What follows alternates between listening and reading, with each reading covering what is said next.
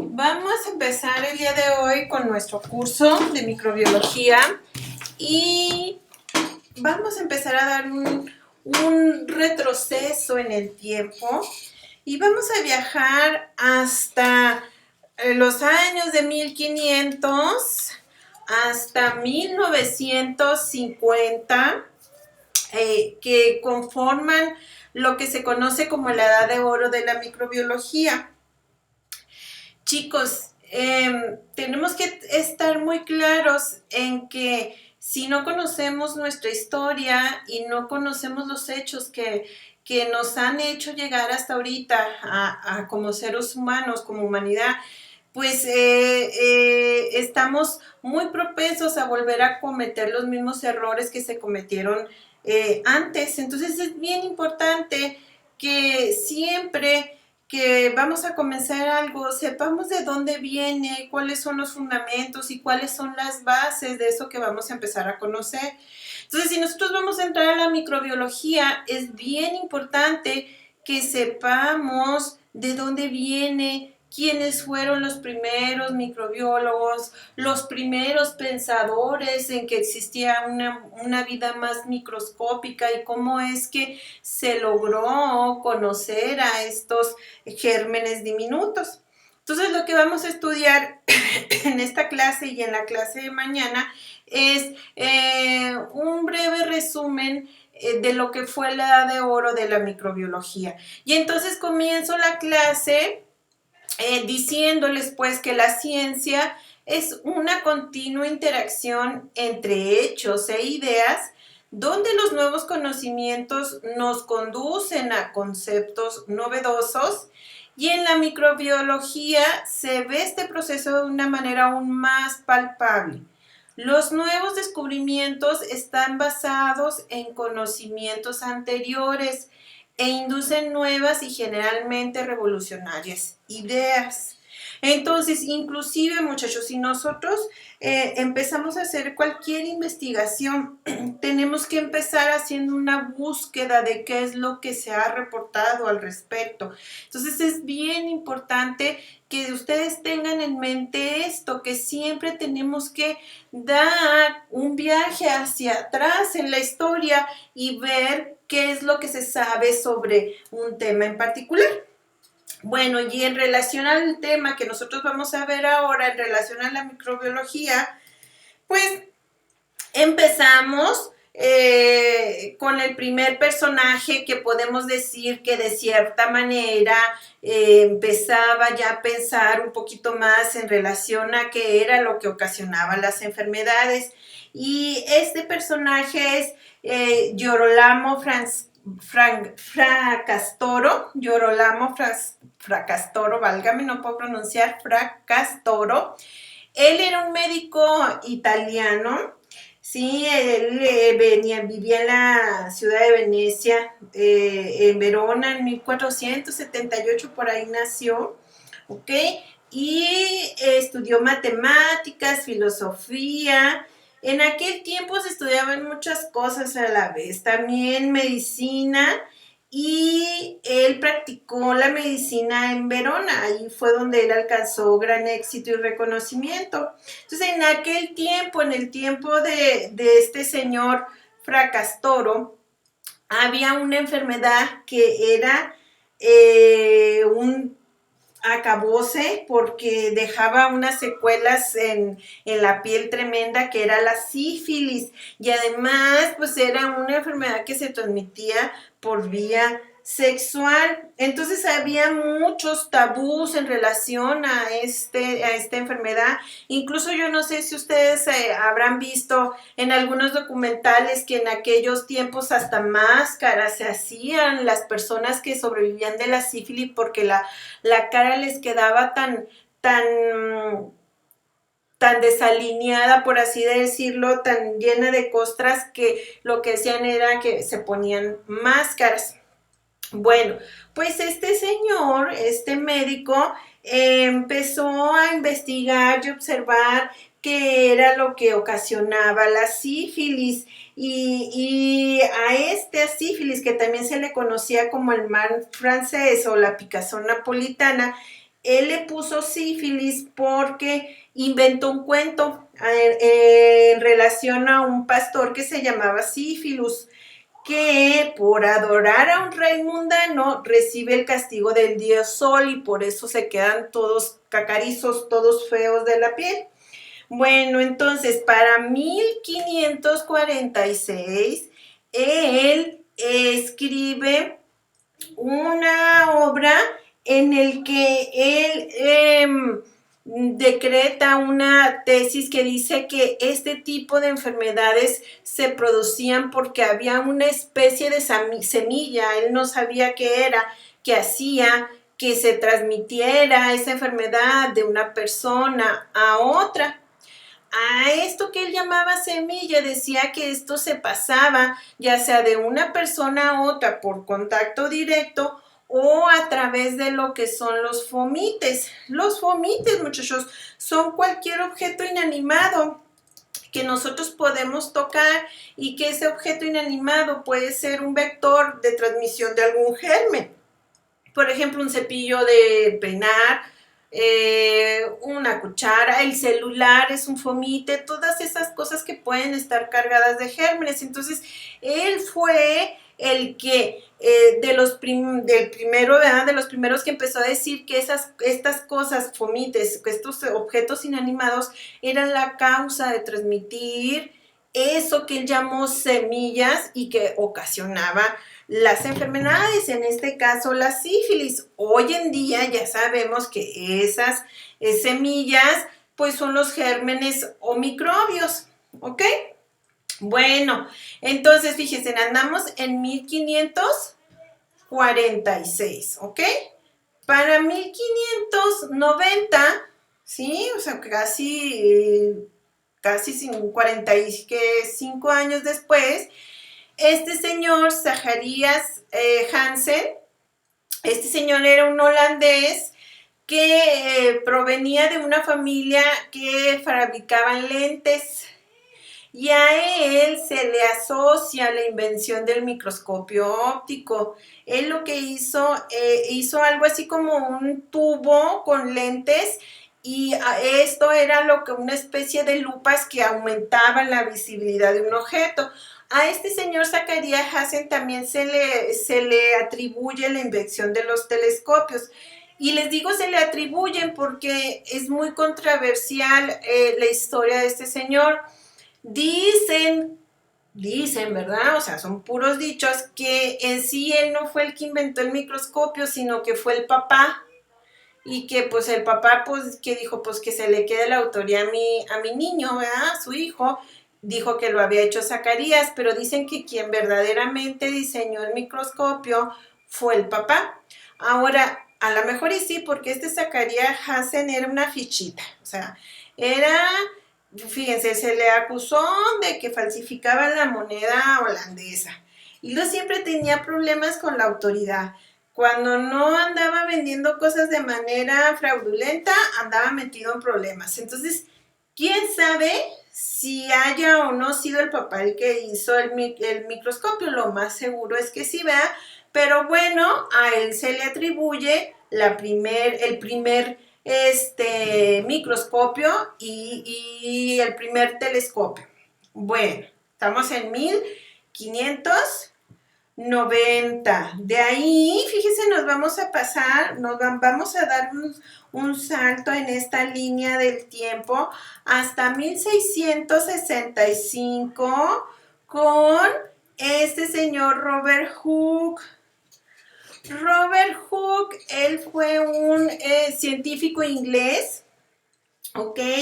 Él venía de una de una familia cuyo papá era una especie de párroco de una iglesia, de un pastor anglicano, y tenía una formación desde pequeño muy disciplinada para el estudio, ¿ok?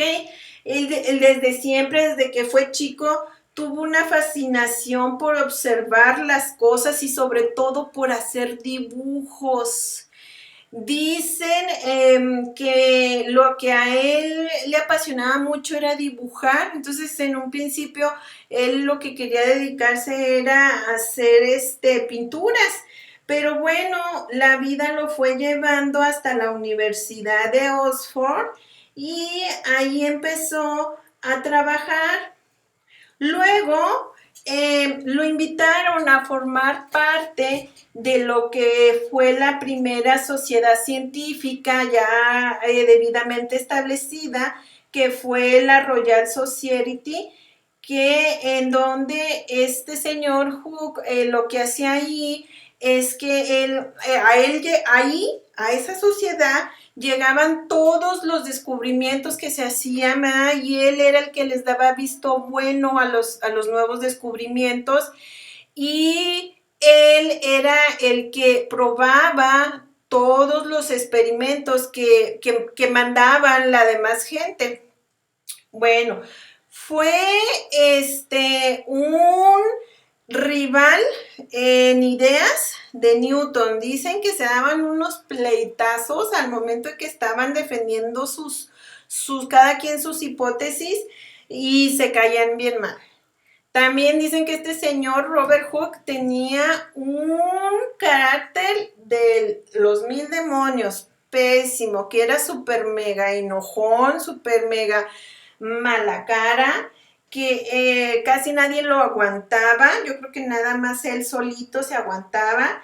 Y dice, ¿verdad?, que muchos como él era el que recibía todos los nuevos descubrimientos, ¿verdad?, y él era el que daba el visto bueno para saber si se aprobaban o no, que muchas de sus invenciones no fueron de él, sino que él se las apropió porque tenía esa oportunidad de que llegaban primero con él a través de la Royal Society.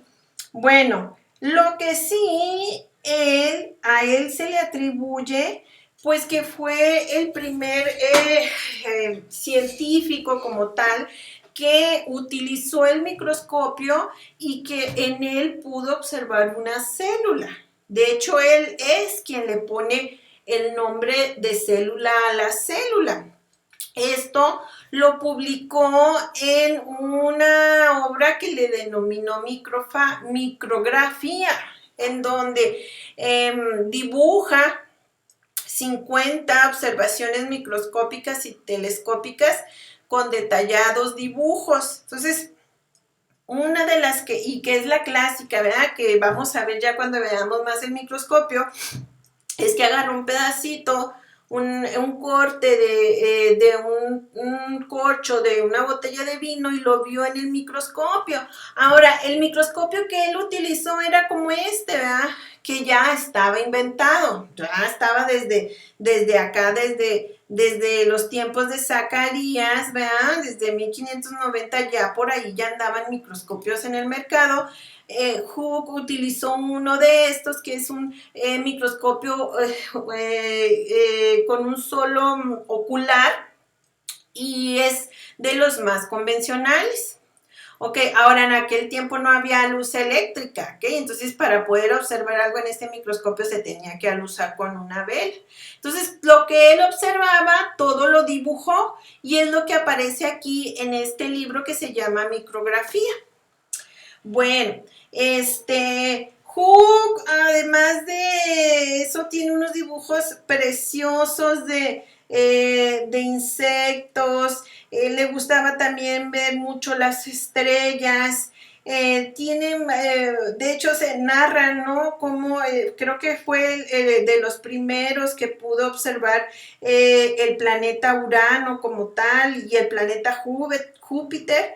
Y les digo, o sea, unos agarrones con Newton tremendos.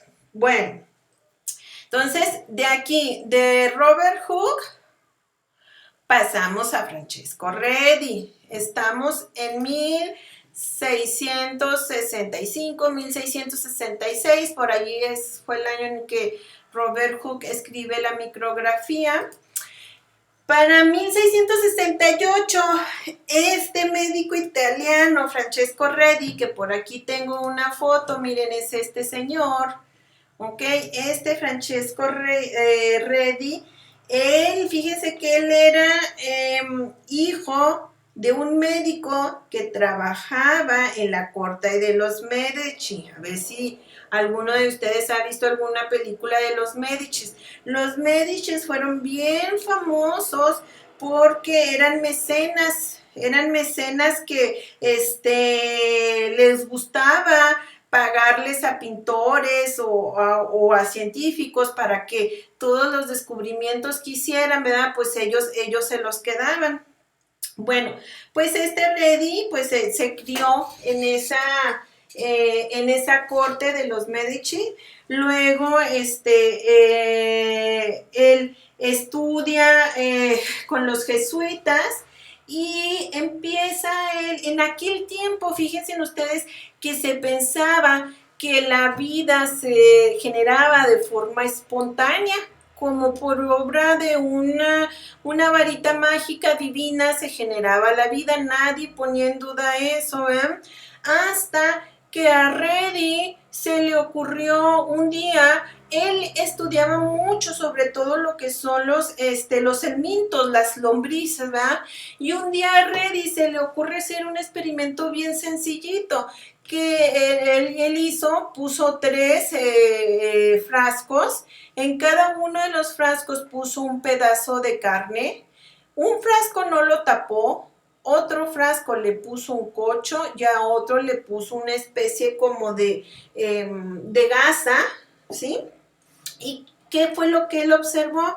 Que en el frasco donde estaba la carne sin tapar, ahí se producían larvas, gusanos, y estos gusanos generaban moscas. En aquel frasco que tenía el corcho, ahí no se generaban las larvas, ni tampoco en el frasco que tenía la gasa. Entonces, él con este experimento, él fue capaz de decir que la vida no se genera de forma espontánea, porque antes se pensaba que esto, ¿verdad? Se generaban, o sea, las larvas, los gusanos que empezaban a crecer aquí en la carne, se generaban de forma espontánea, es decir, de la nada. Pero cuando Reddy tapó esos frascos, pudo darse cuenta que esto no era verdad. ¿Por qué? Porque al tapar los frascos, impedía, ¿verdad?, que las moscas llegaran y pusieran ahí sus huevecillos. Y entonces, si ya no había huevecillos, pues ya no se podían generar ahí larvas. Y si ya no había larvas, pues entonces ya no se podían generar moscas. Entonces, este experimento tan sencillo, pues, fue difícil para la gente de aquel tiempo de aceptar. Ahora, al principio le dijeron a Reddy, bueno, pues es que si la esencia o la semilla divina se encuentra en el aire, entonces cuando tú tapas el frasco con el corcho, pues por eso no crece nada, porque no dejas pasar el aire. Pero Reddy les dijo, y luego, ¿y cómo explican en la gasa? En la gasa, ¿verdad? Que si pasa el aire, ahí tampoco crece nada. ¿Qué quiere decir entonces? Que la vida no se da de forma espontánea. Todo tiene un porqué y un para qué. ¿Ok? Bueno, entonces de 1668 nos vamos a 1674 con Anton van Leeuwenhoek, que lo vamos a ver un poquito más a fondo cuando veamos la historia del microscopio. Anton van Leeuwenhoek, por aquí tengo una fotito, pues es una caricatura de él, ¿verdad? Pero este señor no era ni científico, ni médico, ni nada estudiado. Él era un simple comerciante de telas, ¿ok? Y como buen comerciante de telas, era un especialista en las lentes, en las lupas. Entonces él llegó a tener unas lentes tan potentes que podía observar el entrecruzado de los hilos que componían las telas. Entonces él se dedicó ya después a hacer él sus propias lentes y llegó a fabricar lentes tan potentes que podían aumentarle un objeto hasta 200 veces. Esta es la lente que le permitía observar hasta 200 veces. Con esa lente él fue capaz de observar los primeros protozoos, los espermatozoides. En sí lo que más observó, bacterias, pero las veía así como que puntitos, así moviéndose, translúcidos. Y él, en ese tiempo, cuando él hizo sus descubrimientos, él mandó cartas a la Royal Society y a Hooke, le tocó a Hooke revisarlo y le dio su mérito, ¿verdad? O sea, él era también muy buen dibujante y todo lo que veía lo dibujaba. Aquí son algunos de los dibujos que los vamos a ver más a fondo en la clase del microscopio. Y lo que él escribía en una de sus cartas cuando tomó una muestra de agua de un lago, fíjese que decía, una increíble gran multitud de animáculos vivos nadando más ágilmente de lo que yo antes había visto. Los demás tamaños retorcían su cuerpo haciendo curvas para ir hacia adelante. Es más, los otros animáculos se encontraban en número tan grande que toda el agua parecía estar viva. Entonces, Leeuwenhoek fue el primero que vio gérmenes diminutos, ¿sí? Leeuwenhoek, si bien Hooke ya había visto la célula, la había visto en una cosa que estaba inanimada, que no tenía vida. Leeuwenhoek es el primero que ve vida microscópica. ¿Ok? 1674, vamos, 1674, casi un siglo después, hasta 1796, ¿sí? Tenemos ya otro gran descubrimiento que fue llevado a cabo por Edward Jenner. Fíjense bien, Edward Jenner, lo vamos a ver cuando veamos vacunas. Él era un médico inglés. Él venía también de una familia muy religiosa. Su papá también era un pastor, pero queda huérfano. Él tenía como unos 7 o 6 hermanos y cuando queda huérfano, él era de los más chicos, él queda bajo la tutela de su tía. Entonces, en el tiempo de Jenner era bien común la viruela, ¿ok? Y cuando él estaba chico, surge en Inglaterra, en Gran Bretaña, un brote de viruela. Y en aquel tiempo se usaba mucho lo que se conoce como la variolización,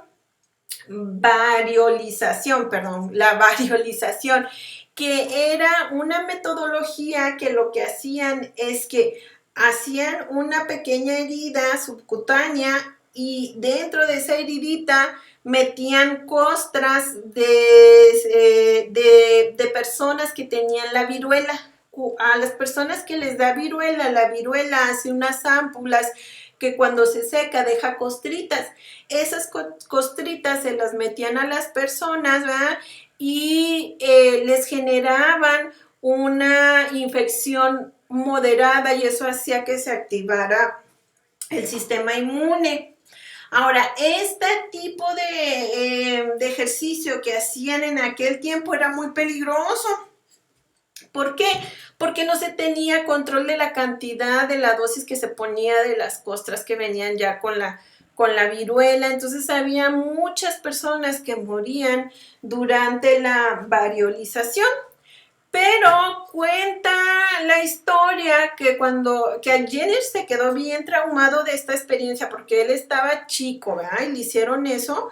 Se lo hicieron para protegerlo de la viruela, ¿verdad? Su tía y su hermana tomaron esa decisión y cuenta la historia que lo que hacían es que hacinaban a todas las personas que estaban variolizadas y las metían en un cuarto, en un solo cuarto, como era como una tipo,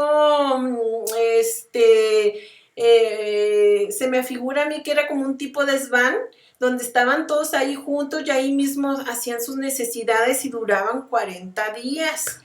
Entonces, los que salían vivos de ahí, esos sí ya no se enfermaban de viruela. Bueno, pues Jenner salió vivo de esa experiencia, pasó el tiempo y se volvió médico.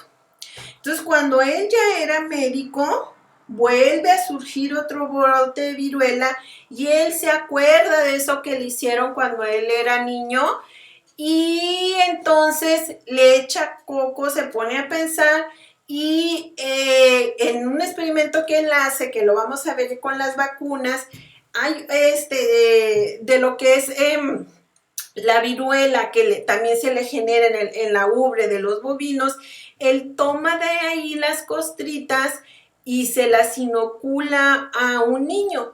Y resulta que el niño, Philip, genera inmunidad. Pero bueno, esta historia me la voy a reservar para cuando veamos lo de las vacunas, porque está bien suave cómo es que él se acuerda de eso que le pasó de niño y lo relaciona con las viruelas de estas vacas, porque en aquel tiempo las que ordeñaban las vacas eran las mujeres, entonces había mujeres que eran ordeñadoras y que tenían sus manos llenas de cicatrices de la viruela. Entonces él empezó a relacionar que esas mujeres nunca se enfermaban de viruela y hizo todo un protocolo de inmunización y a él, gracias a él se le debe el desarrollo de la primera vacuna, ¿ok? Bueno, pero vamos a ver esa historia que está muy suave ya cuando veamos la parte de las vacunas, ¿ok? Bueno, llegamos a 1835 y vamos a entrar con Agostino Bassi.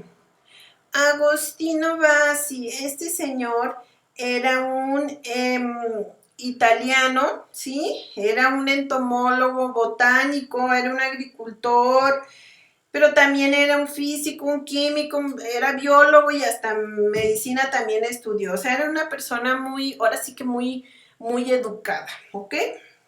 Entonces, Bassi es el primero que atribuye el que una enfermedad sea causada por un agente patógeno, ¿ok?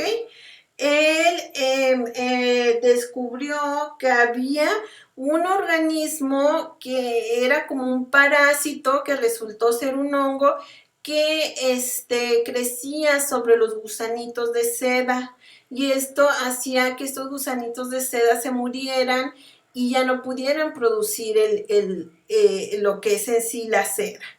Entonces, él estableció lo que se conoce como la teoría germinal de las enfermedades infecciosas y con esto el engranaje de ideas que venían desde el principio, desde lo de la sífilis, empieza como que a agarrar más fuerza. Entonces aquí ya se empieza a ver entonces que sí, que lo que origina esas enfermedades, esas semillas que causan ese mal, pues son organismos microscópicos. ¿Ok?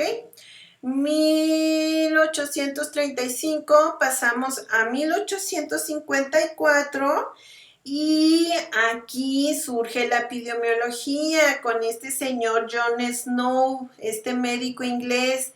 Esta historia está muy suave porque este señor era un médico inglés, ¿verdad? Él,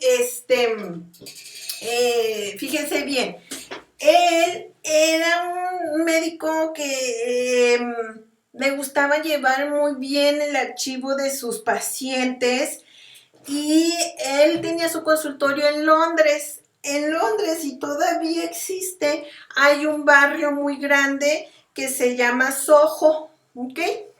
Entonces él empezó a observar que muchos de sus pacientes de ese barrio en particular iban enfermos de cólera, ¿ok?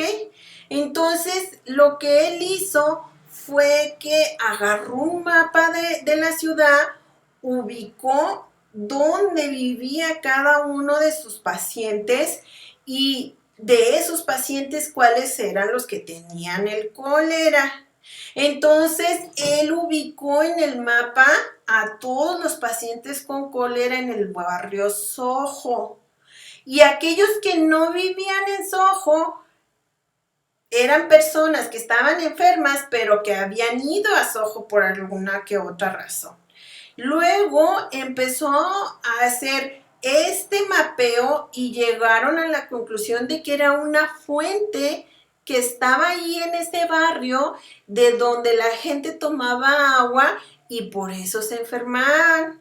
Entonces, aquí fue el primer estudio epidemiológico como tal, o sea, llegó a mapear hasta 500 personas de forma así geográfica y hacer las correlaciones con la enfermedad, y gracias a ese estudio se pudo clausurar esa fuente y se pudo contener la enfermedad. Entonces, a él, pues le podemos decir que es el padre de la epidemiología. Bueno, 1854, permítanme, mire, estamos acá con Bassi, vamos con John Snow, y ahora sí, vamos con Louis Pasteur. Ok, miren, aquí se los estoy poniendo jovencitos, ¿eh? O sea, miren, esta es una foto de 1857. Esto que les voy a contar, estamos en 1861. ¿Recuerdan ahorita que les hablé del primer experimento que se hizo para demostrar que la vida no era espontánea? ¿Ok? De acá, de Francesco Redi, ¿verdad? Fíjense, en el 1668 la gente, o sea, sí, o sea, esto era bien claro, ¿verdad? Y con eso sí se demostraba que la vida no era espontánea, pero pues la gente fue muy difícil de convencer. Fíjense, en 1668 hasta 1861, casi un siglo más, sí, y la gente todavía seguía diciendo que la vida venía de la nada, ¿sí? Entonces, Louis Pasteur, este señor, este químico francés, demostró en este año de forma concluyente que la vida no se genera de manera espontánea. Él, en este experimento que hizo, dio las bases de que la importancia que era el esterilizar los caldos de crecimiento para que no creciera nada. Fíjense bien lo que él hizo. Él llenó un matraz con caldito, así un caldito de res, ¿ok? Y luego hizo el cuellito del matraz, lo calentó y lo hizo así como una especie de... lo dobló, pues, ¿ok? Y esto impedía que entrara el aire. Luego lo calentó y observó que no crecía, que no se echaba a perder, comparándolo con un control, ¿verdad? Donde estaba el matraz sin doblarse. Entonces, así él demostró entonces que ciertamente la vida no viene de la nada. Ahora, Pasteur, este señor era... ¿Dónde dejé la foto de Pasteur? Ya se me perdió. Bueno, pues este señor era un gran químico, ¿ok? Y déjenme decirle que cuando hizo el bachillerato salió muy mal en química, como los grandes, igual que Einstein, ¿no? Que era un matemático también que le fue muy mal en las matemáticas. Bueno, pues cuando Pasteur estaba en el bachiller, salió con muy malas calificaciones de química. De hecho, como que no tenía mucho talento para el estudio, más bien, pues no se le daba, ¿verdad? Pero bueno, igual la vida lo fue llevando por la escuela y terminó siendo un químico, y gracias a todos sus descubrimientos que más adelante vamos a ver, pues es que sabemos muchas de las cosas que sabemos sobre las bacterias, ¿ok? Bueno, uno de los descubrimientos más importantes que ha hecho Pasteur es el descubrir lo que se llama la fermentación.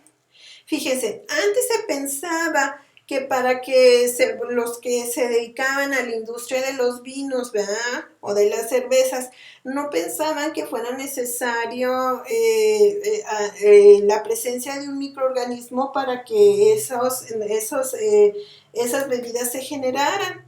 Hoy sabemos que los vinos, las cervezas son el producto de la fermentación de microorganismos, o sea que el etanol es un producto que genera el metabolismo de bacterias o de levaduras. Entonces, en 1864, la industria la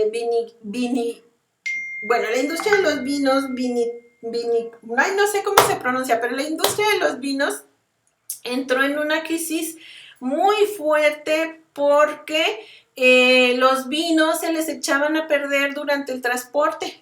O sea, en lo que es de Francia, por ejemplo, de Francia a España, llegaban a España y ya estaban echados a perder los vinos. Entonces, Napoleón le manda a hablar, Napoleón III le manda a hablar a Pasteur para que vea qué es lo que está pasando, porque los vinicultores estaban perdiendo mucho dinero porque pues llegaba la mercancía echada a perder, o sea, los vinos se agriaban. Entonces él descubrió que esto era porque había una bacteria, o sea, quien producía la fermentación, ¿verdad? O la generaba el vino, era una levadura, pero además de la levadura había una bacteria que lo que producía era ácido acético, entonces esto era lo que hacía que el vino se agriara. Entonces, Pasteur diseñó una estrategia para eliminar nada más a esa bacteria que echaba a perder el vino. A esto es a lo que se conoce como pasteurización, que fue calentar el vino a 44 grados centígrados durante un breve tiempo y de esta manera quitar a la bacteria, pero no matar a la levadura. Entonces, de esta manera, pues ya los vinos empezaron a llegar bien a su destino final. Bueno, para 1867, fíjense que en aquel tiempo, y yo no sé ustedes, ¿no? Sus abuelos, ¿qué les decían a los médicos? ¿Cómo les decían? Los matasanos, ¿verdad? Antes se pensaba que era más peligroso ir al hospital que quedarse en la casa enfermo, ¿no? ¿Por qué? Porque la gente que entraba en el hospital segurito moría. Si te iban a operar, híjole, no, pues era un milagro si salías bien de la operación, porque antes, muchachos, ¿qué pasaba? No tenían un protocolo los médicos de limpieza para hacer las operaciones. Entonces, este señor, Joseph Lister, fue el primer médico que empezó y fue tomó mucho en cuenta todo lo que Pasteur había identificado. Y Joseph Lister empezó a hacer un protocolo de limpieza para limpiar los utensilios y limpiar todas las manos y todo eso antes de iniciar una operación. Entonces, gracias a sus protocolos de limpieza, pues él fue el que empezó a utilizar el fenol, y también el ácido carbónico. Aquí le están rociando ácido carbonílico, creo que es, sobre las heridas al paciente. Fue que empezó a disminuir la mortalidad durante las operaciones, ¿ok? De hecho, pues todos estas sustancias químicas, Listerine, ¿no? Pues traen su nombre de Lister, ¿no? Por todos los protocolos de higiene que hizo Joseph Lister, ¿ok? Bueno, ¿qué más de Joseph Lister? Bueno, de aquí nos pasamos a 1876 con Robert Koch. Aquí, Robert Koch, muchachos, este médico era un médico y microbiólogo alemán. Él estudió el carbunco. El carbunco es una enfermedad que es causada por el Bacillus anthracis en las vacas, ¿sí? Entonces, ocasionalmente se transmite al humano. Entonces, que en aquel tiempo esta enfermedad era capaz era capaz de matar a muchísimos animales, ¿ok? Entonces, ¿qué fue lo que Robert Cook descubrió? Él, mediante técnicas de microscopía, pudo aislar a la bacteria que ocasionaba el carbunco y aparte logró provocar la enfermedad en animales sanos, es decir, fue el primero que inoculó de forma experimental a la bacteria en animales de laboratorio como son los ratones, ¿ok? Y luego de los ratones que él infectaba, fue capaz de volver a obtener de nueva cuenta a estas bacterias, ¿ok? Bueno, de aquí pasamos a 1877, a la invención de las placas Petri. Yo no sé si ya algunos en bachilleres ya manejaron una cajita Petri. En estas cajitas Petri es donde ponemos el agar y sembramos a las bacterias. Bueno, pues esta cajita Petri fue diseñada por Julius Richard Petri. Este señor era un microbiólogo alemán que trabajaba de asistente en el laboratorio de Robert Koch. Era asistente de Robert Koch. Y en aquellos años, fíjense cómo se sembraba a las bacterias, se sembraban en tubo de ensayo y era muy difícil de manipular las colonias y luego se ponía la gelatina y no se podía manejar muy bien. Entonces a este señor Julius Richard, que acá tengo una foto de él, miren, era el de origen ruso. Era un animal, ¿verdad? Pero venía de familia rusa. Él hizo esta cajita de vidrio donde la tapadera no sellaba muy bien por arriba y esto permitía que entrara el oxígeno y entraba el oxígeno, mantenía las bacterias vivas y además como estaba tapado, pues no había problema de que fuera a caerles algo arriba. Entonces, gracias a este señor, tenemos, ay, miren, aquí está Luis Pasteur, tenemos a la caja Petri. Bueno, y luego ya pasamos a 1881 con Carlos Juan Finay. Este señor, aquí, era un médico cubano, que fue el primero que identificó a un vector intermediario de una enfermedad. Él lo que descubrió es que el mosquito Aedes aegypti, era el que transmitía la malaria, la fiebre amarilla. Entonces, esto fue por ahí de 1881 en La Habana, Cuba. Y bueno, hasta aquí es la clase del día de hoy. Espero que tengan muy buen día.